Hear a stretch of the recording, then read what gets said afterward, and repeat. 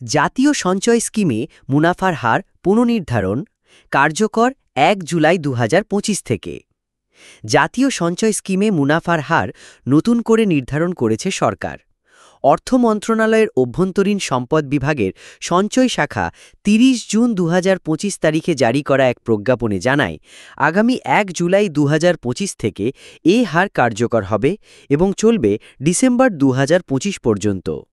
বিনিয়োগের পরিমাণের ভিত্তিতে দুইটি ধাপে মুনাফার হার নির্ধারণ করা হয়েছে।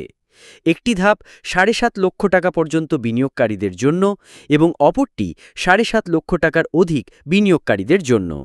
২২ স্কিম ভেদে নতুন মুনাফার হার।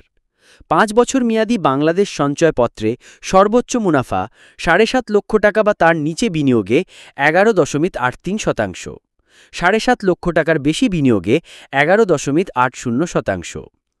পেনশনার সঞ্চয়পত্রে সর্বোচ্চ মুনাফা ১১.৯৮%, পরিবার সঞ্চয়পত্রে সর্বোচ্চ মুনাফা ১১.৯৩%, ৩ মাস অন্তর মুনাফাভিত্তিক সঞ্চয়পত্রে সর্বোচ্চ মুনাফা ১১.৮২%, ডাকঘর সঞ্চয় ব্যাংক মেয়াদি হিসাবে সর্বোচ্চ মুনাফা ১১.৮২%।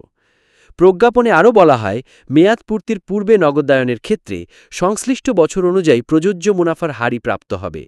এছাড়া এক বা একাধিক স্কিমে বিনিয়োগের সম্মিলিত অঙ্ক বিবেচনায় নিয়ে মুনাফার হার নির্ধারিত হবে।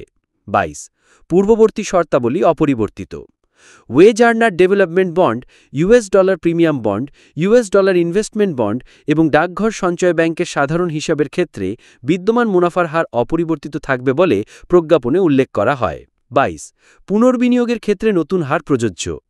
প্রজ্ঞাপনে বলা হয়েছে, ১ জুলাই ২০২৫ তারিখের আগে ইস্যুকৃত জাতীয় সঞ্চয় স্কিমসমূহে ইস্যুকালীন সময়ের মুনাফার হারই প্রযোজ্য হবে। তবে পরবর্তীতে যদি কেউ সেসব অর্থ পুনর্বিনিয়োগ করেন, তাহলে তার জন্য নতুন মুনাফার হার প্রযোজ্য হবে।